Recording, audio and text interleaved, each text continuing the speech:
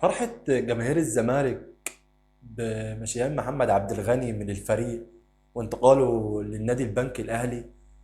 والله العظيم يعني أكبر من فرحتهم بتعاقد مثلا عبد الله السعيد أو تعاقدهم مع رمضان صبحي أو فك القيد.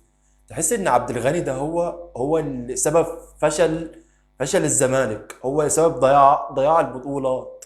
تمام. مع إن المنظومة المتكاملة كلها أصلا فاشلة.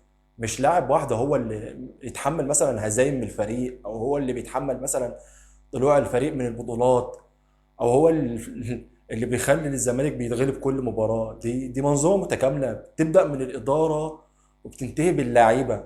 عايز اقول لك ممكن محمد عبد الغني ده ممكن يكون اخطأ في مباراة، ممكن يكون بقى كويس في مباراة. تمام، بس مش فرحة الزمالك ما تتوصف، يعني فرحة جماهير الزمالك بخروجه ما تتوصفش. هتفرج عليه محمد عبد الغني ده مع البنك الأهلي، هيبص هيبقى راموس، هيبقى راموس